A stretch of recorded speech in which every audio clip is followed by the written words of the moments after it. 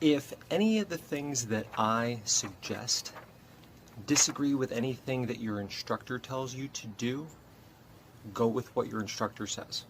Always. Absolutely.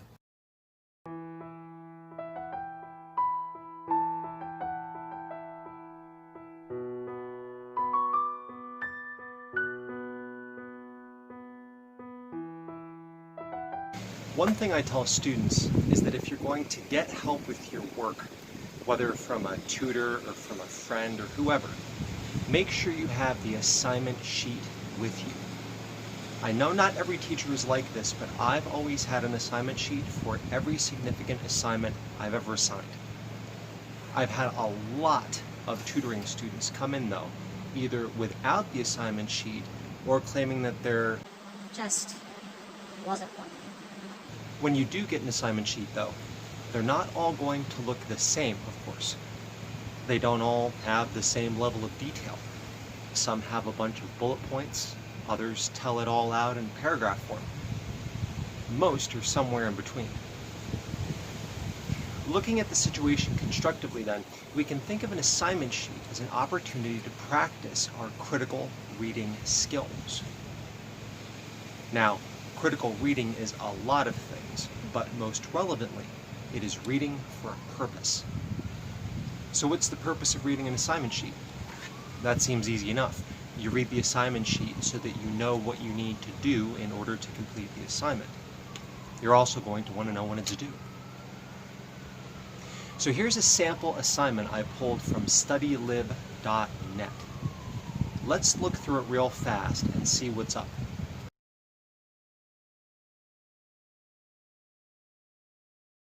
Okay, so no due date, so I guess I got time. Assignment and topic choices. I guess I'm working with an illustration essay, and these are my topic choices. Okay. Audience is peers and teacher, so I'm going to write it the way I always write every essay. Assignment requirements look pretty standard, so okay. And then preparation, writing center. Yeah, whatever. I'll do what I do. The professor won't know the difference, so I can probably just get a friend or one of my folks to read it, or I don't know, maybe I'll just read it a few extra times on my own. So, I've made these observations, and what do I know? Illustration essay. What don't I know? The due date. So I'm set, right? Would I have made a video if it were that easy? So, what's been overlooked by the reader of the assignment, us, because it hasn't been mentioned by the writer of the assignment? Well, what's the length? There are other things that this assignment sheet doesn't address, such as format, but that may be covered in the assignment section of the course syllabus. The length of an assignment like this may be there as well, but we don't know that for sure. So we need to notice that that information is missing. But really, we need to review this assignment more closely altogether. It could make the difference between just handing in something and handing in what the teacher wants to see. So here's one tip. Be ready to write on assignment sheet. Mark the specific details, especially if your professor tends to really go on in their assignment sheets with big descriptive paragraphs. Those paragraphs are important, but they work the same way as your paragraphs in your essays. They have a main point, and you need to know what that point is. Another reason marking assignment sheets can be useful is that by looking at the assignment sheet closely enough to know what to mark, you're also absorbing that information more effectively for yourself. So let's take another look.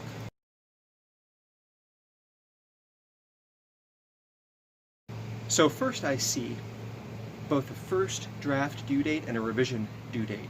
So that means that there are two versions of this that are going to be due.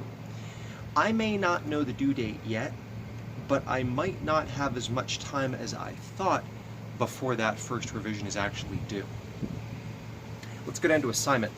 It says, during the last week we've been discussing the basic components of paragraphs and essays. So this is a reminder of where in your notes to check for the information on writing this kind of essay. Well, what if you don't have those notes? Okay, could you talk to somebody else who might have them, such as a classmate? Next it says, in particular, we studied topic sentences and thesis statements. A whole sentence is dedicated to the fact that they've already studied topic sentences and thesis statements. That makes me think this is still important. And then it says, we also focused on illustration paragraphs and essays to learn how to use specific examples to support a thesis statement and topic sentences. So this tells us briefly what an illustration paragraph is and what it does. But this is bigger. This assignment is an illustration essay. So if I skip down a little bit to topic choices, the next thing that I see is not every subject is appropriate for an illustration essay. Well, that's a really good point. So I guess I should ask, what sorts of topics would or wouldn't be appropriate? Where can I get an idea of what would or wouldn't be appropriate? Well, what about this next sentence? Therefore, you should review the suggested topics of Evergreen. So this is an explicit piece of advice, and it gives me a specific text that I should look at. Well, that's great. The next sentence says, also, consider the following topics as you brainstorm and free write. Now, because this says consider, what that tells me is that I don't actually have to write about one of these following ideas. Sure, it is suggested, but I don't have to do it. Well, that's a big difference from the way that I read this before. So if we move down to audience, it says, your peers and teacher are the audience for this essay. Okay, but will this always be true? What can I expect this audience to know? What should I make sure that I explain? Under essay requirements, number 1, your essay must contain an extended thesis statement in the opening paragraph. So note the word extended. What does this mean? Has an extended thesis statement as a concept already been covered? Can I find it in my course notes? Number 2, your essay must contain at least 3 topic sentences, each appearing in its own paragraph. The essay can contain more than 3 topic sentences if you so choose, but each additional topic sentence must also appear in its own paragraph. What this tells me then is that at least 3 fully developed body paragraphs are required in the essay. But the teacher is apparently open to more. Well, if I give more, could that make my essay more impressive? If I give 4 body paragraphs that work really well together, would that stand out more than just another 5-paragraph essay? So let's take a look at number 3 under essay requirements. Your essay must contain specific examples to support each topic sentence. What this tells me is that every body paragraph must then include its own example. I have to have an example in every body paragraph of the essay, whether it's 3 body paragraphs, 4, or more. That's really important because it's going to determine the structure of my essay. How do I include each of those examples? Do I include them all the same way? Can I relate any of my examples to any of the others? If I include extra body paragraphs, can I extend an example from one body paragraph into another? Maybe talk about some other aspect of that example. And then number 4, your essay must contain a concluding paragraph. So why is this even mentioned? Don't most essays have a concluding paragraph? Well, if there's a rule, it's because people break it. So, preparation. Number 1, review the brainstorming, clustering, and drafting steps I asked you to complete. So that refers to a previous assignment. You will want to follow these steps again as you write a new essay or revise the writing sample composed during the first class period. Now, this seems really important when we remember the first draft due date and the fact that we have a first draft for this at all.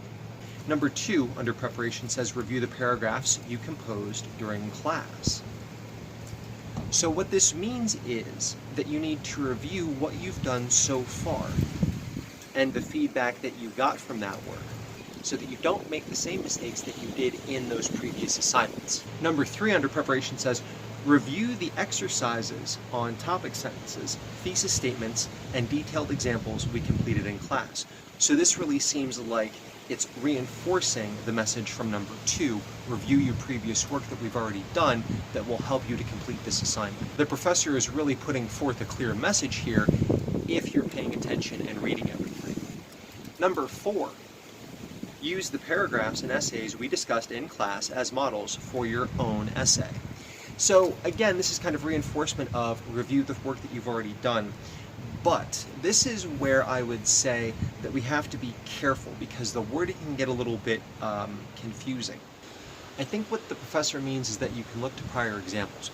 But with something like this, the way that students often take it is, I can copy the form of these sentences in my own essay. I can take the form of this set of sentences or this paragraph or even a whole essay and just kind of duplicate it and plug my own terms in like it's Mad Libs.